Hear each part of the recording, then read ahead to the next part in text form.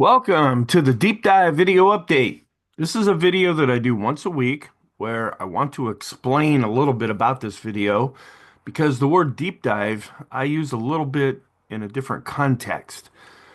I do a number of videos every week and I look at hundreds of charts to make those videos, and the videos that are really saying something, I include those in the other videos. Well, there are charts that come in and come out, and I don't always cover them in the other videos that I do, and so I take those videos and put them into this video. The reason why I call it deep dive is we have to look deeper under the surface to see, okay, are we being told anything? It may not be really blatant with these charts, but we can look at them and go, okay, we're not really getting any insight here, but look at this other thing within the chart, and maybe that will provide us some insight. So this is being prepared for Monday, December 2nd.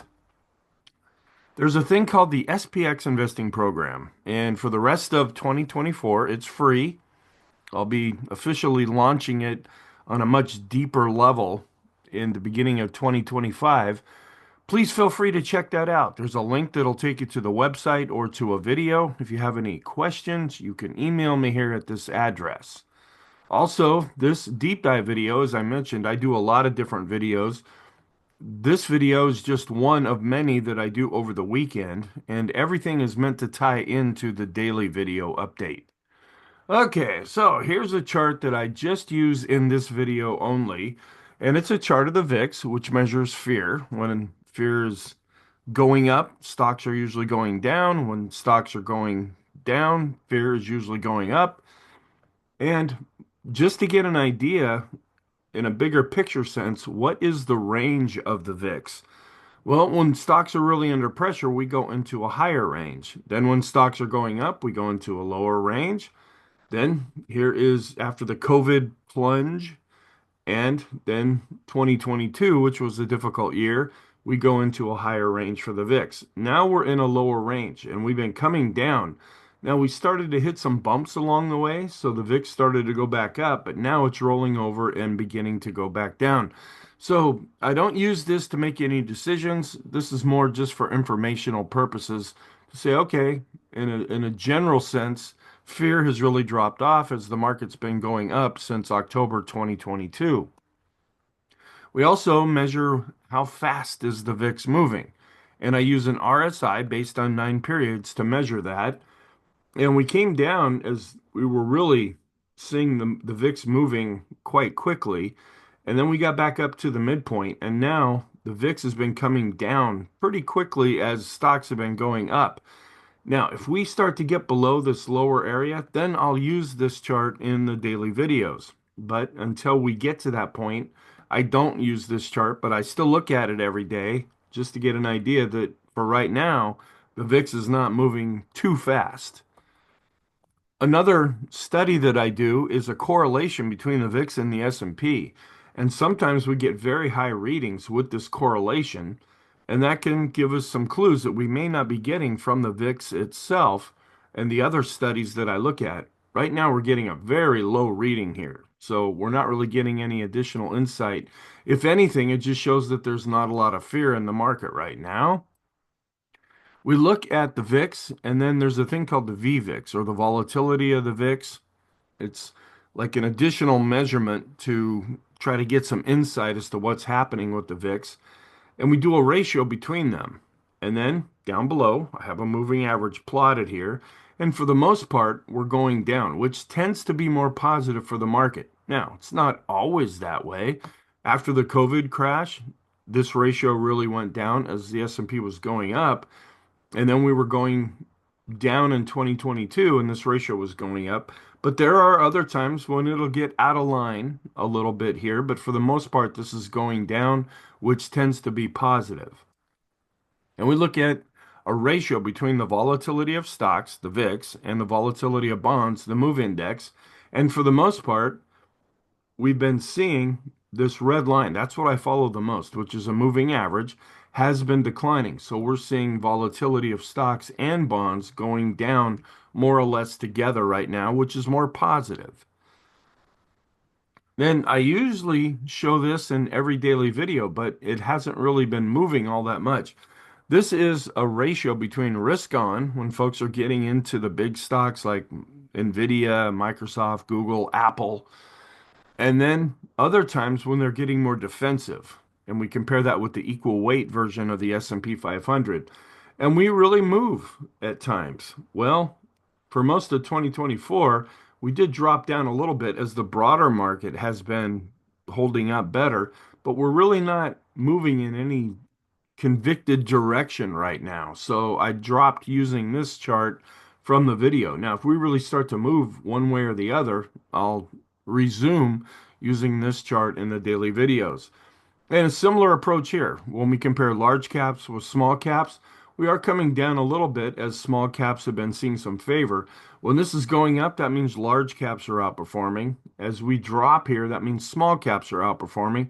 But again, there's no real conviction behind this right now. We were chopping sideways for a while. Now we just dropped down to a little bit of a lower range. Then, just for informational purposes, where are we in reference to other major points in the S&P 500? If we go back to the high that was set in January of 2022, we're up 25.19% from that previous all-time high. Then we hit the low in late October of 2022, and we've been going up since then. We're up 72.62%. It's a pretty, really good gain. And then a year ago, at the end of October, we also were going down, and then we bottomed and started to come up, and we're up 47% from that low. Then another thing is put out by stockcharts.com. I look at these every day, but what you see here are the alerts that are not just on the S&P, but there are other sectors, other indexes. They even have Canada in here. And we can kind of see from a color standpoint of if we see a lot of red, that's negative. If we see a lot of blue or green, depending on the color that you see here, that tends to be positive. And we had some rough times this past week where things were a little more negative. But then a lot of this is in Friday session. Even though it was a shortened session, it ended up being quite positive. We set a new all-time high with the Dow, with the S&P. Canada is setting highs as well. So we saw a lot of positive things happening here. So this just gives us a representation if things are more positive or negative at any given time. Then Stock Charts also has this thing called technical scores, and you can apply this to a stock, a sector, an index. I use it with indexes, and there are five main indexes that I follow. Everything that I do is surrounded around the S&P 500 and all the strategies that I teach and implement.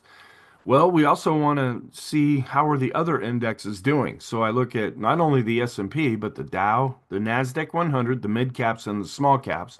And then we rank them on a score of 0 to 100. The higher the score, the better looking that chart in an attempt to remove as much emotion as possible from the charts. And coming in first place, not really a surprise, but they had been lagging at other times throughout 2024 is IWM. This is the ETF for the small caps. Now they're still below 90. When they're really strong, they get into the 90s with their score, but this is still looking pretty good right now. And a lot of folks are really anticipating that as we finish out 2024 and go into 2025, we have the Santa Claus rally, and small caps are usually the ones that really benefit from that. But this happened a year ago, and it looked like things were really moving along nicely with the small caps. And then we just stalled out and ended up giving back a lot of those gains.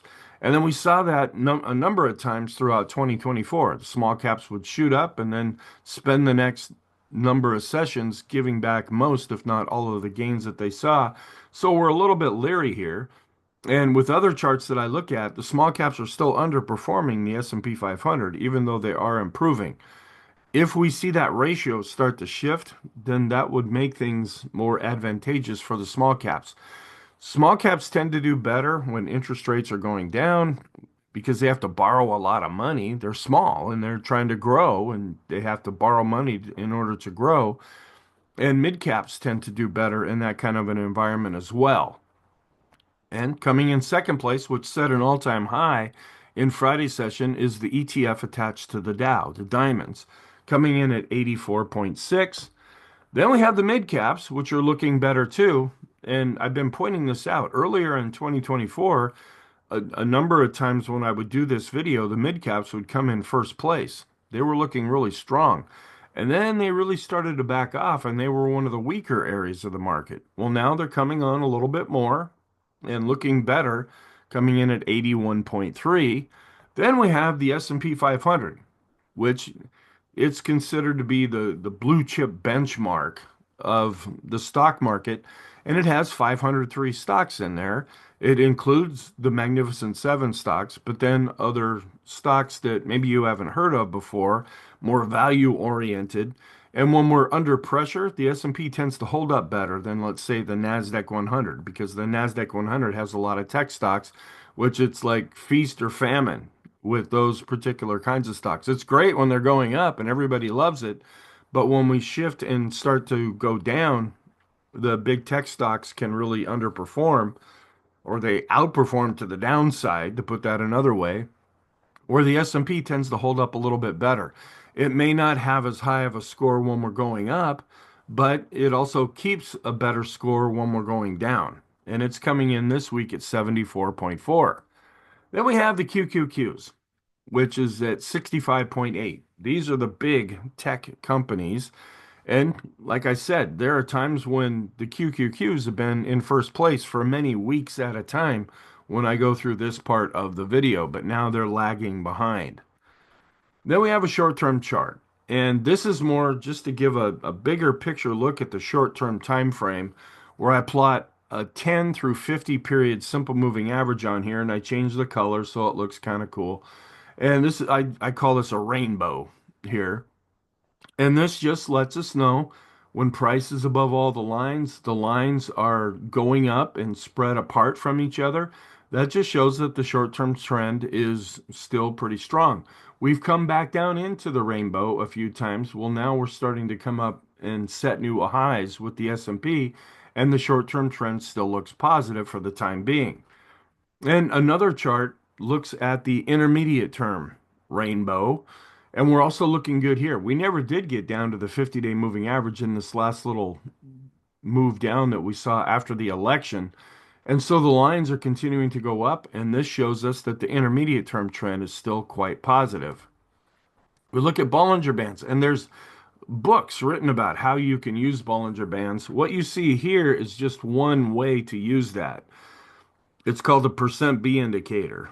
And how I use this is if we close above or below the upper or lower Bollinger Band, that means that we've moved pretty far pretty fast. And we tend to not see that happening for very long. And you can see once we get to an extreme reading here, it might stay there for 2 or 3 days or so. But then eventually either price will come down, the band will go up, or a combination of the two to wear off this indicator. So we use it more like an overbought, oversold indicator, similar to the oscillators that we look at. Keeping an eye on the 50-day moving averages, we're well above the 20 period moving average now. And below that currently is the 50. And since we're far away from that, there's been no need to show this. And the same thing is true with the 100 period moving averages as well. And the lines are going up. So this is more longer term intermediate as far as the 100 period moving average. I use the 200 period moving average to measure the long term trend. Then sometimes we get a little far away from various moving averages. And what I measure here is the 20, 50, and 200-day moving averages. The boom indicator measures how far away are we from a particular moving average. When we get too far away, we use this like an oscillator. We're not quite there yet in our distance from the 20 period moving average, but we are positive. And we're not too far away now from the 50 period moving average. But if we get a real up thrust, this could be giving us some indications that you're getting a little far away from those moving averages. Because if you look at the chart up above, if we get too far away, the moving average tends to act like a magnet and we bounce back kind of like a rubber band or a leash on a dog. Dog gets too far away, you pull it back in a little bit here. And this can work to the upside or to the downside, but since we've been going up, we're mainly seeing this as it impacts going up. Then there's a thing called the Ichimoku cloud. I kind of refer to it as the itchy and scratchy cloud. Really, all these are a series of moving averages that are placed on current price and then shifted forward. And the idea behind this is if we start to fall and we're above the cloud, somewhere in this cloud will provide support. And if we're going down and we start to bounce up a little bit, parts of this cloud may provide resistance, which you can't really see all that well on here. But then there are some additional measurements that are put into the cloud as well, and that's why it's called the full study, where we have the blue line above the red line, and that's positive. And you can see other times when the blue line is above the red line, we're typically going up. Then there's also a green line, which is going up as well. So when you look at all the parts of this chart, we are pretty positive right now. We're above the cloud, the blue line's above the red line, and the green line is going up also. Then there's a thing called the Ulcer Index, which was one of the first sentiment gauges, and it was based around mutual funds because mutual funds only have a closing price. And when we get above the moving average, that's when fear is really picking up. Well, we're right on the moving average right now. So until we break above that, I haven't been showing this chart. The mass index, this generates a signal when we get up to the red dash line and the blue line and then cross back down below it. Well, we're far away from that, so there's been no need to show this. And then I do show a variation of this. It's called the advanced decline ratio. And this is based on 19 periods, which is in this context is considered to be short term. But then this chart has an additional component where we break it out based on volume. And we crossed back above the midpoint, and we're looking positive here based on price and volume. And since we've been looking positive with the other chart that I use that really just focuses on price, I haven't been showing this chart. And just another little point here, we look for divergences where maybe we're going up based on price, but we're going down based on volume, or vice versa. That's what I look for in this chart, and they're both complementing each other right now. And this is longer term. This is a 10-day average of the S&P 500 highs minus the lows. And we spent most of 2024 way up here. That's just showing good longer term momentum. This is an internal measure in the S&P. Well, after the election, we really started dropping down.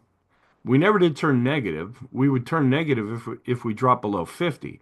But now we've been bouncing back up, but I haven't been showing this chart, and I will if we get back up above this green line here. That's when it's just showing longer term positive momentum. This is a chart I usually show every day, but it's kind of been bouncing around a little bit lately and not as insightful. This is a ratio between staples, which are more defensive areas of the market, and the S&P itself. And in a general sense, when this is going down, that means staples are underperforming, and that means the S&P is going up. It's outperforming. Well, we were going down here, and we've been chopping around a little bit and actually going back up, but not really getting any um, real conviction about what's happening right now. It is starting to go back up as the S&P's been going up, which is kind of strange. I'm keeping an eye on this, and if the staples start to perform better, that's a little bit of a warning sign to us because that means the market is getting more defensive, and this is what the smart money does before we're getting ready to go down. But we are coming up for the time being, but we're not, we've been chopping around quite a bit lately. And then we want to keep an eye on how far are we from the 200, excuse me, the 200 period simple moving average. There are times when we've been really going up. If we get close to that 15% or so above the 200-day simple moving average, that's when that's a warning sign to us. That means we're getting far away from that moving average. You can see other times when we were seeing really high readings with this, and then we had a pullback, another high reading and a pullback. We're still far away. We've got between 4 and 5% to go to get to 15% above the 200-day moving average. And that's why I haven't been showing this chart because we're not really at that point currently. And this is just a measurement that I do. Don't take this as gospel because I just eyeball this here. But this just marks the different percentages that we've been up, especially since we hit that low back in late 2023.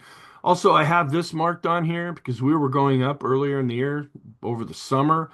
And then we really started to come down and we just about hit that 10% level before we started to bounce back up. And that's another thing that I watch for on this chart. If we really start to decline, I'll be measuring that to see how much are we going down on a percentage basis to see is that the potential for a bottom. Then we use the Connor's RSI, which is another oscillator, just like the regular RSI and other oscillators that I use. I really only use this chart when we're getting an extreme positive or negative reading. We're above zero, that's positive, but you can see on a day in and day out basis, this indicator is really spastic, but we only pay attention to it when it's giving us an extreme reading, and it's not right now. And then these are anchored moving averages. This is a little different approach where regular moving averages use historical data. The idea behind anchored moving averages is that they project forward, and we're above all these moving averages. Where they really come into the most focus is if we're declining now because price is above all of these lines. The positive takeaway is that we can see all of these lines are continuing to go up, which is more positive. Standard deviation does not measure direction, it just measures speed, whether we're going up or down really fast. We're coming back up to the moving average here, but we're not above that as we've been going back up lately. And then we just want to keep an eye on the S&P 100 and see is it moving more in lockstep with the S&P 500? And they are for the most part, even though lately the S&P 100 has been underperforming as large caps haven't been having the real strong leadership role that they were having earlier in 2024. A point and figure chart. No new X's or O's were drawn, even though we set an all-time high with the S&P. But we see an awful lot of X's in here, which are positive. That's what we get when we're going up. O's are what are drawn on the chart when we're going down. And this is not based on time. It could take an hour or a year for another X to be drawn in here. It only moves when we've hit a certain point value from the previous X. And so this could take a long time or a really short period of time here, but we are still looking positive since we're seeing a lot of X's. We also see the blue trend lines down below are going up as well. Then I have another long-term rainbow going from 50 periods up to 250 periods. We're above all the lines. The lines are going up. The long-term trend continues to be positive. And then this is a special K chart. And as I mentioned a week ago, we finally turned positive on the weekly chart. We've been waiting for well over a year and a half for that to happen because we don't get a lot of signals with this. We crossed over positive in late 2023. We had a few fake outs along the way, but we've been comfortably above this red moving average line here and we continue to be positive. I talk about this from time to time, but I don't show this chart because we don't get very many signals. Then we look at the weekly version of the S&P 500 on the top, the German version of the DAX. That's the biggest stock market in the EU. And we see there's a pretty strong correlation longer term. Now, this is not a daily chart. This is a weekly chart. And so we tend to see more of a correlation between what's happening in the US as far as the stock market is concerned and what's happening in Germany, which is part of the EU. Then support and resistance. This is more shorter term. This is a 20 period simple moving average of the open, high, low, and close. And when I plot this on here, it creates this little mini rainbow. And we're above all these lines, and the lines are going up. And this is more to evaluate the short-term trend, and we are positive. And the possible fib retracements, I had to readjust this since we just set a new all-time high with the S&P. If we really start to scream down from here, we'll be watching some of these fib retracement levels as far as support. But setting new highs and having to readjust this just bumps up these retracement levels. Then we look at some broad market measures, and I was showing this chart when we fell underneath the 20 period moving average with the QQQs, which is the ETF of the NASDAQ 100. Well, we've been able to recapture that. We're not setting a new all-time high yet with the Qs. They've been, since last summer, they've been lagging behind, but they are still holding up quite well. If we really kick into gear and come back and set a new all-time high, that would really help the S&P perform better as well, since stocks in the NASDAQ 100 are also included in the S&P 500. Then we look at the Vixen, and you gotta love that name. This is the volatility of the NASDAQ 100, which as it's been going back up, volatility has been going down. I don't use the bar chart all that much because this looks like icicles falling off a roof, and there's a lot of really crazy data in here. So when I do look at this chart, I tend to look at the line value, or the line chart down below, because that's just the close. Then we look at the S&P 500, and then we compare it to a ratio of the NASDAQ 100 and the Dow, and they're actually having a tendency to go in opposite directions right now. This ratio has been going down as the S&P has been going up. There are times when they tend to move more in correlation with each other, but the Qs have been underperforming as the Dow has been setting an all-time high, and that's why we're seeing this ratio going down right now. Then I usually show this quite often in the daily videos, but lately it's just been chopping around. This is a ratio between the S&P 500, which is a weighted index, and so you have the big stocks, the Magnificent Seven stocks that have more of an impact on the S&P 500.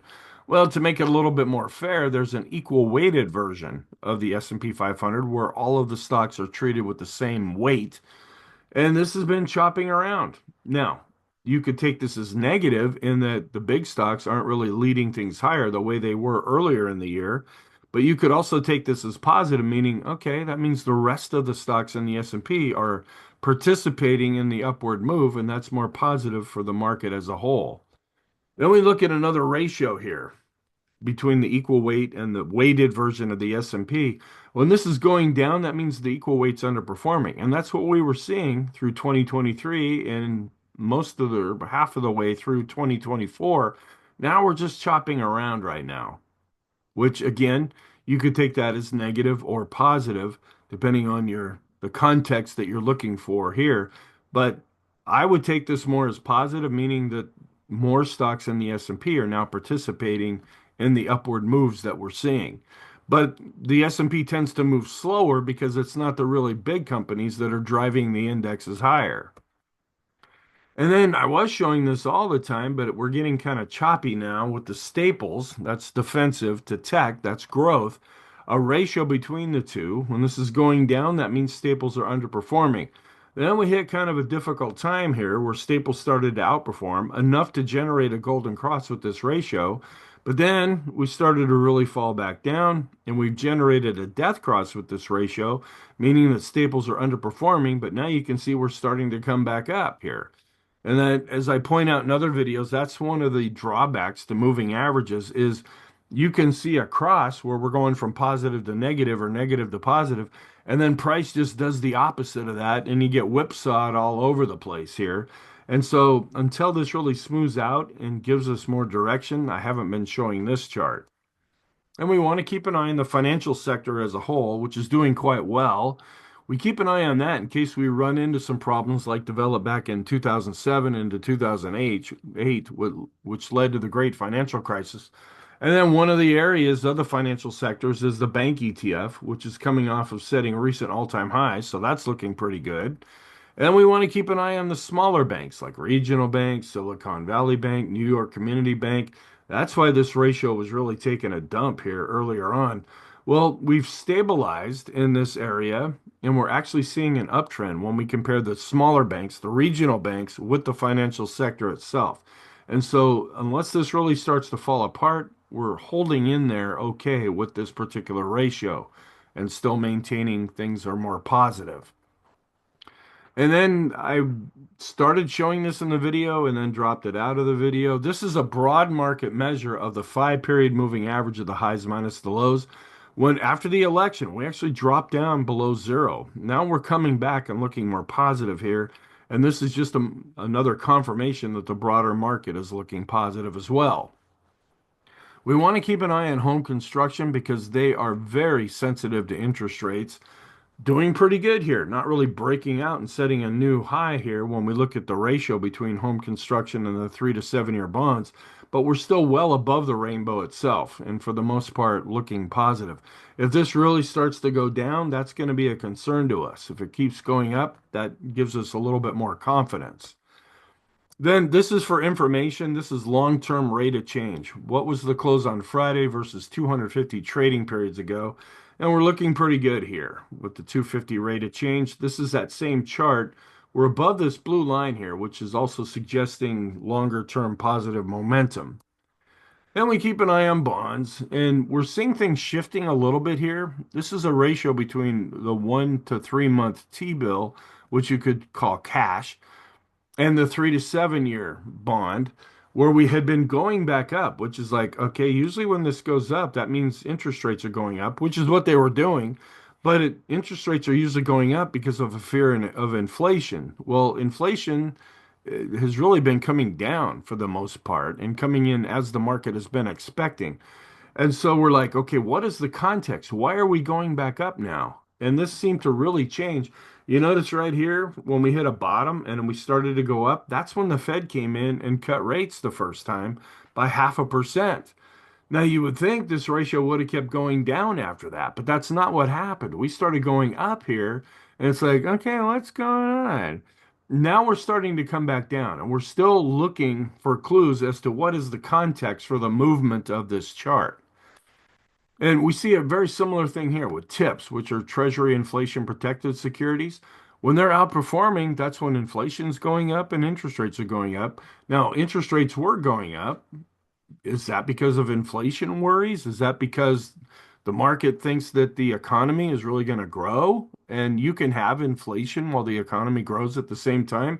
Well, we're not getting a really drastic reading with this chart right now, but we are in an uptrend where the tips, which do adjust for inflation and they adjust their interest rates, where the 3 to 7 year bond, those are the same. Once you get into that bond, you're stuck with that particular yield. All right, then we look at the long-term bond ETF and compare it with the S&P 500, and both have been going up lately. So we're seeing the longer-term correlation start to improve, and the short-term correlation based on 10 periods is also starting to improve. That just means they're moving more in the same direction at the same time. And then we look at the Qs, that same basic concept, and compare it with the TLT, the long-term bond ETF. They were going in opposite directions. Where we were going up with the Qs, we were going down with the price of the 30-year bond ETF here. Now they're starting to go more or less in the same direction. So we're seeing an improvement with this longer term correlation. And then this is kind of a funky chart where we take the 10-year yield and subtract the German 10-year yield. And because US rates are higher, that gives us a result above this red line, which is zero. And this has been going up lately. And then we put the US dollar index down in the middle area, and then we correlate the two. And this just shows us the interplay longer term, because this is a weekly chart, between interest rates in the US and Europe versus the dollar, the currency index here. And the correlation is pretty strong. And we tend to see them moving in the same general direction. And keeping an eye on the 2 year Treasury yield, I was showing this every day for a long time. Sometimes when we spike up and come down, that will give real support to the S&P. Well, we've been going back up lately with the 2 year yield, and the S&P has been going up as well. So we're not really getting any additional insight here with this. And then we want to keep an eye on various yield curves. And the two that I follow is the 10 to the 2 year, which is what you see here. There's also the 10 to the 3 month, which will be the next chart. And we actually dropped back down last Monday. We actually went inverted again, but that only lasted for one day. And then we've been picking back up since then. And this just means that we're no longer inverted with this yield curve. We're still inverted with the 10 to the 3 month. We were getting close, very, very close here, but now we're dropping back down a little bit. And then keeping an eye on two different measurement tools here. We have the Eurozone, which is Europe, and then we have US bonds. And we can see that the Eurozone, European stocks have been really underperforming. Then I have a thing called possible positive scenarios. This first study looks at the percent of stocks above their 200-day simple moving average. Now, I have another chart that I use in a bit of a different context, but this is used like an oscillator. When we get to an extreme positive or negative reading, we're not there now, so I haven't shown this chart for that reason. and we're above 50. Well, we have other charts that also suggest that we're positive because when we're above 50, that is positive.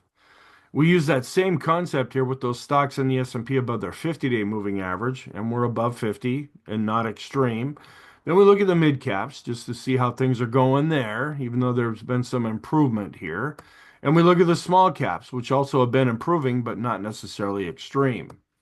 So thank you. I hope you found this video, and the charts that I show here useful.